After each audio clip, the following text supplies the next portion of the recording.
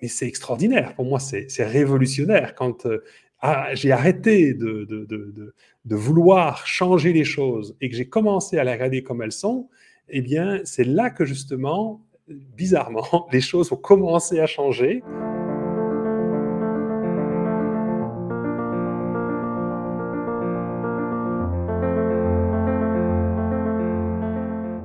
Bonjour et bienvenue dans votre éclaircie du jour. L'éclaircie du jour, c'est quoi? C'est un moment pour vous, un moment de douceur, pour prendre du recul sur des choses qui peuvent être parfois douloureux, des émotions difficiles à vivre.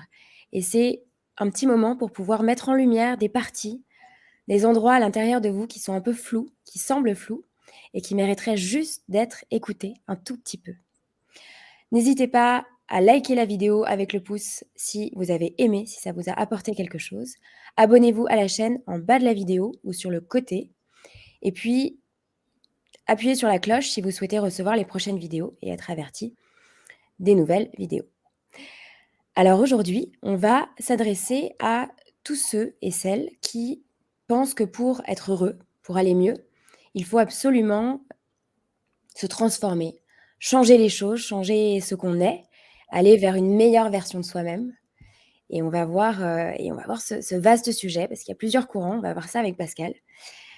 Pascal, je vais te donner la parole. Moi, je sais que la première fois que je t'ai rencontré, tu m'as dit une phrase qui m'a vraiment interpellée. Tu m'as dit: «Il n'y a rien à changer, rien à transformer, juste tout à aimer». Et pour moi, c'était super nouveau cette phrase. Alors, qu'est-ce que ça veut dire pour toi? Mmh. Ça veut dire que, bien sûr, avant d'apprendre à m'aimer, j'ai d'abord à essayer de m'adapter, beaucoup de m'adapter, en fait. M'adapter aux autres, m'adapter aux circonstances. En fait, c'est un peu la notion de travailler sur moi, hein, j'entends beaucoup ça. Je travaille sur moi. Comme si je devais, me façonner, comme si, je devais m'améliorer, comme si, qui je suis tel que je suis n'est pas bon ou pas assez bien. Et donc j'ai fait ça. J'ai fait ça dans l'espoir, je veux dire l'intention en arrière est belle, hein, parce que l'intention c'est d'être, le meilleur de soi, hein, de d'être le meilleur de soi pour soi-même évidemment, mais aussi pour les autres, et donc moi je sais que ça partait d'un endroit, très louable, qu'on pourrait louer, facilement, et en même temps, je me suis rendu compte que ça je me faisais violence, en fait. Je me faisais violence parce que ça partait d'un jugement. Ça partait de justement cette impression que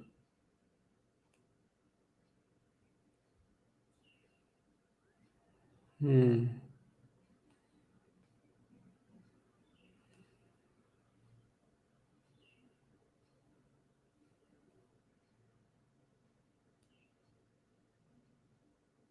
mmh,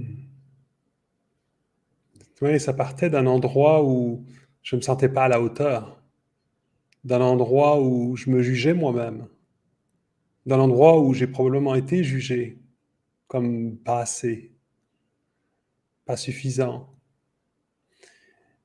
Et donc, l'impression d'être en échec par rapport à la vie ou de ne pas en faire assez ou assez bien, voilà.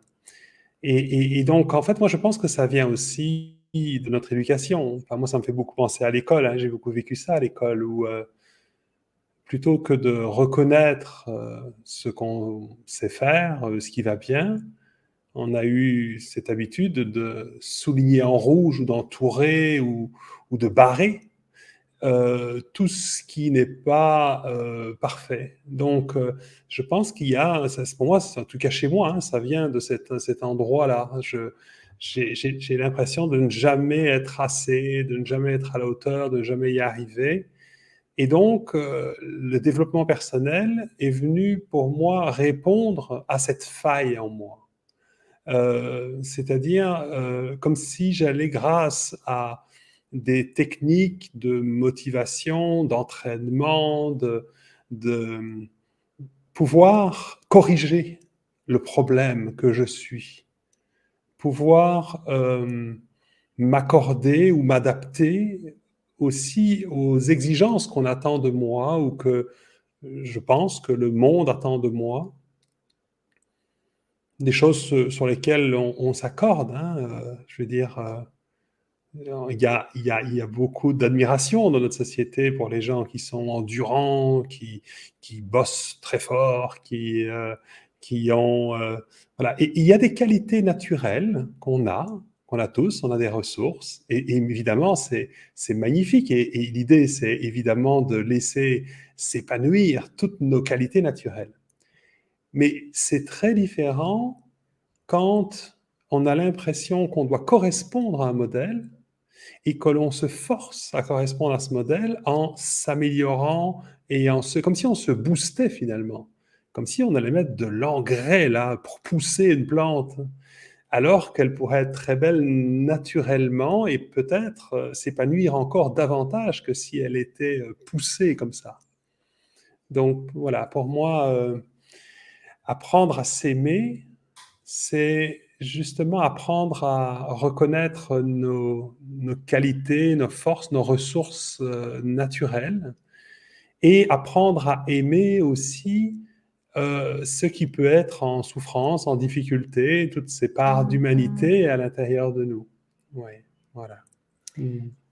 Ce qui me vient, c'est que c'est un peu, j'ai l'image d'un un fruit bio et un fruit non bio. C'est-à-dire qu'en fait, le problème, c'est que en gommant, en fait, en essayant d'être, comme tu dis, heu, motivé, toujours, de bonne humeur, voilà. En fait, si tu veux, tu viens gommer aussi ce qui fait nos singularités et ce qui fait qu'on est beau parce que se sentir pas à la hauteur, en fait, on a l'impression que c'est toujours, une tare et que c'est toujours, un gros défaut alors qu'en fait, c'est aussi ce qui nous donne, heu, notre aspect, notre, rugosité, notre délicatesse, notre sensibilité et et du coup, c'est ce qui me vient, c'est que c'est qu'en essayant de se transformer, en fait, on s'uniformise un peu avec tout le monde. Je sais pas si tu vois? Alors oui, je suis complètement d'accord. Il y a cet aspect-là, hein, de toujours pousser, booster. Moi, je vois que pour être mieux dans mon corps, mieux dans ma peau, j'ai commencé à faire un entraînement avec un coach ben, tout de suite, il m'a proposé de prendre quelques produits, protéines, plein de choses pour booster, euh, des produits pour, comment dire, accélérer des processus dans le corps. Et là, je vois vraiment cette idée de mettre des engrais et du chimique pour obtenir un résultat, comme pour aller vers quelque chose, mais qu'on n'est pas en fait. Et pour moi, c'était intéressant parce que je me dis, ben, tiens, je vais relever ce défi de m'entraîner sans ces produits et donc d'écouter mon corps. C'est-à-dire que quand j'ai plus d'énergie, eh bien, je me repose. Mmh. Et parfois, pendant toute une semaine, j'ai senti qu'il fallait que je laisse mon corps se reposer et que je ne force pas plus. Ce qui est intéressant, c'est que quand moi je partais d'un endroit où je forçais les choses, ben, physiquement, je faisais régulièrement beaucoup d'inflammation.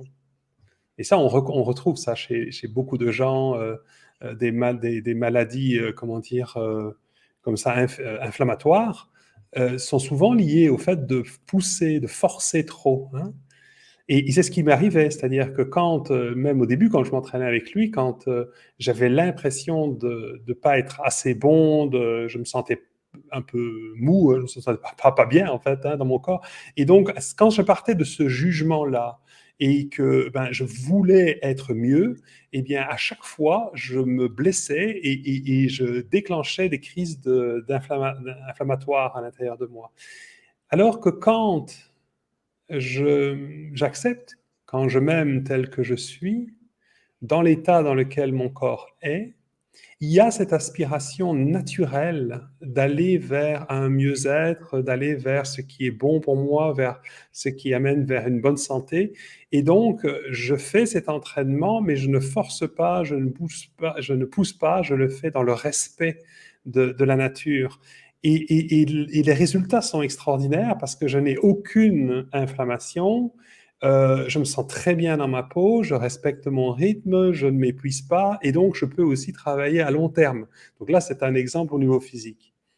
Maintenant, il y a un autre exemple que je peux donner, c'est que parfois quand justement on ressent une part de nous qui est en difficulté ou qui ne se sent pas à la hauteur, si on la repousse ou qu'on juge qu'elle devrait être mieux qu'elle l'est, eh bien, on l'enfonce. C'est-à-dire qu'on renforce l'idée qu'on n'est pas à la hauteur.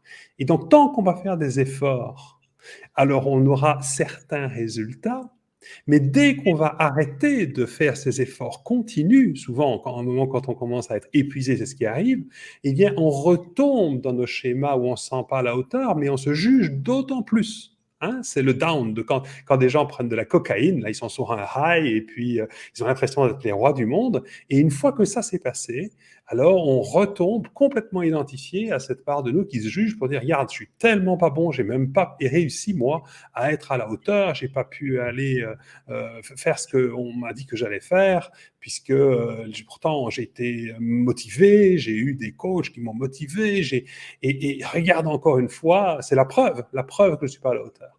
L'autre possibilité, c'est de reconnaître vraiment, et là c'est là que je parle de rien à transformer, rien à changer, tout à aimer, c'est que si je commence à apprendre à aimer ces parts de moi qui se sentent nulles ou pas à la hauteur ou qui se sentent faibles ou fébriles ou qui ont peur ou que sais-je, hein, et que je leur apporte une écoute, une reconnaissance, alors non seulement ça va être guérissant, parce que c'est ça qui est guérissant, c'est d'être reconnu, d'être accueilli de façon inconditionnelle, tel que l'on est, et d'une façon, déjà, ça va faire du bien à ces parts de moi de ne pas être jugé, de ne pas être poussé, et puis d'être reconnu. Mais souvent, la peur qui est en arrière, c'est que oui, mais alors, si je ne fais rien, rien ne va changer. Hein. Ça, c'est un paradigme qui est très imprégné dans notre société.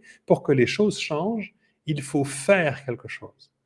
Mais quand on essaye de faire quelque chose pour changer à l'intérieur de nous, je parle évidemment à l'extérieur, c'est normal de devoir faire des choses dans la matière à l'extérieur, mais quand on essaye de changer quelque chose à l'intérieur de nous en faisant et en poussant, on crée des résistances. Donc, on va vers de l'épuisement et ça ne fonctionne pas.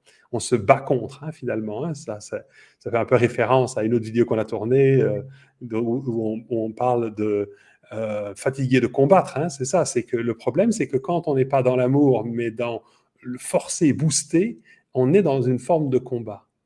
Quand on est dans cette forme d'amour, non seulement on a de la compassion, de l'empathie pour notre humanité, ce qui est donc guérissant, mais en plus de ça, on prend conscience d'une dimension plus large et plus vaste de qui on est, de notre être, et de certaines qualités d'être dont on peut être coupé quand on est complètement pris dans notre problème, entre guillemets, qu'on croit qu'on doit résoudre. Donc c'est en apprenant à être présent à ce qui vit en nous et à ce qui ne se sent pas bien en nous, en faisant de l'espace pour ça, qu'on incarne à ce moment-là une conscience plus élargie, plus grande, empreinte d'amour, de compassion, de bienveillance, de, de douceur, oui, enfin voilà, il y a plein de qualités comme ça que l'on peut incarner parfois plus facilement avec d'autres. Hein. Quand on a un ami qui ne va pas bien, eh bien, c'est plus facile de l'aimer, même dans sa difficulté, de ressentir de la compassion pour l'autre. Et c'est parfois difficile de le faire pour soi-même. Donc c'est tout un apprentissage, toute une rééducation de sortir du jugement et du pas assez pour apporter réconfort à tel que l'on est. Et donc, du coup, à ce moment-là, on n'est plus pris dans la part de nous qui ne se sent pas à la hauteur, on est présent à quelque chose en nous qui ne se sent pas à la hauteur. Et on est présent à cet endroit en nous à partir justement d'un endroit plus large et plus vaste, où on est plus grand en fait. Et c'est là qu'on a, comment dire, c'est là qu'on peut se connecter à nos ressources. C'est là qu'on peut réaliser qu'on n'est pas à la hauteur. C'est pas qu'on n'est pas à la hauteur, c'est que quelque chose en nous le croit. quelque chose en nous le pense. Et que, évidemment, ben, sa réalité à cette part de moi correspond à sa croyance et à son point de vue. Et tant que je suis identifié à ça, ben, je ne suis pas à la hauteur. Et c'est une réalité. Moi, je sais qu'il y a des gens qui se disent, je suis nul à l'informatique. Et je peux vous dire que quand ils sont identifiés à ça, il n'y a rien qui fonctionne. Mais tout part à volo. Il y a un bouton qui est mis juste pour dire euh, accepter de rentrer dans la réunion Zoom. Et ils disent, je ne sais pas quoi faire, je ne sais pas quoi faire. Qu'est-ce qui était... Ils ne le voient même pas, parce qu'ils sont à partir de je suis nul à l'informatique. À partir du moment où ça, c'est juste reconnu, juste posé, on n'essaye rien de changer, on reconnaît que oui, effectivement, j'admets, je reconnais, hein, quelque chose en moi se sent comme ça, eh bien, et que je peux être plein d'amour et de compassion pour cette part de moi qui est paniquée, je sors de la panique. Je Mmh. sors de la croyance que je ne suis pas assez bien et je me rends compte en réalité que j'ai toutes mes capacités et toutes mes facultés. Que, en fait, toutes ces ressources sont naturelles, qu'elles sont toujours là, elles sont momentanément, comment dire, j'en suis momentanément aveugle ou déconnecté parce que je suis pris dans quelque chose. Donc, s'accepter, c'est commencer à guérir. S'accepter, c'est commencer à sortir du problème dans lequel on est. Hmm. Et en fait, ce que j'entends, c'est que rien n'a changé. Pas tout à fait, rien n'a changé. En fait, le seul truc qu'il faudrait qu'on arrive à changer, c'est le regard qu'on a sur sur ce jugement. En fait, c'est le jugement qu'il faudrait qu'on change. C'est la vision qu'on a de ce qu'on est. Exactement. C'est-à-dire déjà, ben, en prendre conscience. Le changement est naturel. C'est-à-dire qu'à partir du moment où on est en conscience, en présence de ce qui est, et qu'on n'est pas pris dedans, on va naturellement vers ce qui est juste et bon pour nous-mêmes. On ne peut se faire du mal ou on ne peut agir contre la vie que dans un état d'inconscience, quand on est pris dans un schéma, une croyance ou une peur, par exemple. À partir du moment où on met cette croyance, cette peur, cette émotion en lumière, simplement en la regardant, alors on retrouve notre... on retrouve toutes nos capacités, en fait. Mmh. Hmm. Et une chose, c'est que je remets par rapport en parallèle la pensée positive. La pensée positive, typiquement pour moi, c'est je me sens pas à la hauteur, donc au lieu d'enfoncer au lieu de me concentrer sur ça, je me concentre par exemple sur une de mes qualités. C'est-à-dire que je me sens pas à la hauteur, mais tiens, j'ai quand même fait ça hier et je suis fière de ça, et cetera. Est-ce que accepter finalement celle qui est pas à la hauteur, la regarder, est-ce que c'est pas, heu, entériner et cette pas à la hauteur et c'est pas la finalement la graver dans la roche? Hmm. Oui, je comprends. C'est ça la peur, hein. C'est cette peur que si j'accepte que c'est comme c'est, alors ça ne changera pas. Et donc ça fait un peu la suite de ce que je disais avant, c'est que quelque part, à partir du moment où j'accepte que c'est comme ça pour l'instant, c'est là que ça peut changer. C'est là que naturellement les choses peuvent aller vers autre chose. Parce que c'est sûr que si je ne suis pas en paix avec quelque chose en moi, c'est parce que j'ai l'intuition d'autre chose.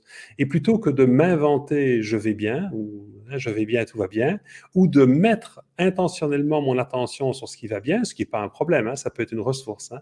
Donc pour moi, il n'y a aucun problème à dire ouais, bon, j'ai vécu ça, c'est bien, et ça, c'est bon aussi. À partir du moment où ce n'est pas une façon de mettre sous le tapis Mmh. ce qui est inconscient, parce qu'à ce moment-là, ben, c'est la meilleure façon de le maintenir inconscient et que ça ne change pas. Hein. Donc, ça va commencer à changer à partir du moment où je vais l'accepter. Si je me bats contre, je vais le repousser, donc le maintenir à l'intérieur de moi. Je vais maintenir ce mécanisme douloureux de souffrance ou de blessure à l'intérieur de moi et il n'y a aucune chance que ça change. Je détourne mon attention en fait. Hein. C'est comme une fuite. de ce qui est là en me disant je vais bien ou en reconnaissant ce qui va bien. Moi, je pense que les deux sont complémentaires, il n'y a aucune contradiction. Je peux à la fois reconnaître tout ce qui est agréable et positif dans ma vie et ça peut me donner un peu d'espace. Si c'est dans l'intention de pouvoir offrir alors une reconnaissance à cette part de moi qui ne se sent pas bien, qui a peur, qui est pris dans une croyance. Et en la regardant, je la mets en lumière. Donc, c'est-à-dire que j'amène l'inconscient en conscience. Je transforme ce on dit enfin, l'ombre en lumière. C'est quoi mettre l'ombre en lumière? C'est simplement amener l'inconscient en conscience. C'est pas de dire que c'est des choses mauvaises ou ténébreuses ou que sais-je, l'ombre. C'est simplement que je n'ai pas conscience. C'est dans l'ombre, c'est dans le flou, c'est pas reconnu, c'est pas vu. Et le fait d'accepter, ça permet donc de le reconnaître. Et ça, c'est extraordinaire. Pour moi, c'est révolutionnaire. Quand j'ai arrêté de vouloir changer les choses et que j'ai commencé à les regarder comme elles sont, eh bien, c'est là que justement, bizarrement, les choses ont commencé à changer parce que j'y mettais toute mon attention. Hein, si je peux prendre l'exemple, je vais prendre l'exemple du sport tout à l'heure, mais je vais prendre l'exemple de l'alimentation. Au niveau de l'alimentation, ben, tout le monde sait hein, comment il faut faire pour avoir une bonne ligne. On fait attention à ce qu'on mange et puis, bon, éventuellement, on fait du sport. Mais qu'est-ce qui fait que, malgré cette équation qui est assez simple, on n'y arrive pas? Comment ça se fait qu'on sait ce qui serait bon pour nous, mais qu'on continue à manger des choses qui ne sont pas bonnes pour nous? Parce qu'on est déconnecté de nos corps, parce qu'on est déconnecté de notre intuition, de la vie en nous qui nous guide vers ce qui est juste et bon pour nous ou qui va réagir. On va le sentir quand on va manger quelque chose, si on est connecté à notre corps, on va sentir ce qui est juste et bon pour nous. Et ça, il n'y a pas de choses universelles à ce niveau-là. Hein. Il y a tellement de livres qui expliquent ce qui est bon pour la santé et ce qui ne l'est pas au niveau de l'alimentation. Et puis la semaine suivante, il y a un autre livre qui va expliquer exactement le contraire. Il y a des gens qui vont faire qui vont prôner les vertus de tous les produits lactés. Il y a des autres qui vont dire c'est très mauvais pour la santé et ainsi de suite. Et des produits qui sont réputés extraordinaires pour certains en fonction je sais pas moi, du type de sang que l'on a, eh bien, on peut avoir d'autres besoins que d'autres personnes. Donc, c'est pour ça qu'il n'y a pas de recette miracle. Il y a vraiment une conscience de ce qui est juste et bon pour soi. Et qu'est-ce qui nous donne l'information? Eh bien, notre ressenti. Hein? Donc, si je mange mal et que je ne me sens pas bien après, mais j'ai envie de dire merci. Merci à mon corps. Merci de m'indiquer, merci de me donner cette jauge qui me rapproche de plus en plus vers ce qui est sain pour moi et m'éloigne, sans que je fasse d'effort, de ce qui ne me convient pas ou qui me convient moins. Voilà. Ça, c'est applicable au niveau personnel, c'est applicable dans toute la société. Je pense que si on continue à maintenir des mécanismes et des façons de fonctionner qui vont à l'encontre de notre humanité, c'est parce que nous sommes déconnectés de notre humanité, nous sommes déconnectés de notre corps et de notre ressenti. Dès qu'on recommence à se reconnecter à ça, à aimer, à s'aimer, en se connectant vraiment, en acceptant d'être aimé, eh bien, on est guidé naturellement vers ce qui est juste et bon pour nous-mêmes, mais aussi pour les autres et pour l'humanité en général. Merci Pascal pour cette belle éclaircie. Moi, j'ai juste envie de terminer sur Madame Métaphore. J'ai une métaphore qui m'est venue quand tu parlais. C'est, tu sais, je trouve ça très agréable. Moi, il m'est arrivé, j'avais une cicatrice et je la détestais. Et je me souviens que un jour, j'ai décidé d'essayer de la percevoir autrement et de me dire, en fait, c'est un peu comme un tatouage, c'est joli, tu vois, et j'ai changé de regard, en fait, sur cette cicatrice qui était là et qui ne bougerait pas quoi qu'il arrive. Et en fait, c'était très apaisant de tout d'un coup me dire que c'est la même chose, sauf que je la vois différemment et je l'aime presque. Je trouve que c'est presque une œuvre d'art sur un corps. Et voilà, et ça m'a fait penser à ce que tu disais, c'est très apaisant de se dire qu'on peut aimer ces douleurs qui nous paraissent parfois insurmontables Mm. et affreuses. Mmh. Ce que j'entends dans ce que tu dis, c'est que ce n'est pas, ce que j'observe à l'intérieur de moi qui me fait souffrir, comme ou par exemple cette cicatrice ou une émotion ou une façon Mmh. d'être ou comment je me sens qui me fait souffrir, mais le fait de ne pas vouloir que ce soit là, de ne pas vouloir me Mmh. sentir comme ça, de vouloir le changer, le remplacer, le bouger, l'évacuer, que sais-je, et que du coup, ce qui va changer, c'est ma relation à cela, hein. C'est ça que tu donnes, hein. Tu as changé ta relation à ta Mmh. cicatrice. La cicatrice, c'est toujours la même, Mmh. mais c'est ta façon d'être en relation avec elle qui change. Et d'ailleurs, c'est pour ça d'ailleurs qu'on appelle notre processus de focusing de la relation intérieure, parce qu'on ne va pas travailler sur ce qui se passe à l'intérieur de nous, mais sur notre façon d'être en relation. Et ça change absolument tout dans notre ressenti, notre façon d'être en paix avec nous-mêmes. Et quand on est en paix avec soi-même, on est en paix avec la vie. Ça, c'est facile. Ce qui est difficile parfois, c'est d'être en paix avec soi. Merci Pascal pour cette belle Merci, éclaircie. Si vous voulez, merci. voir les prochaines, c'est sur la petite cloche, il y en aura d'autres. Merci. Merci beaucoup. Au revoir.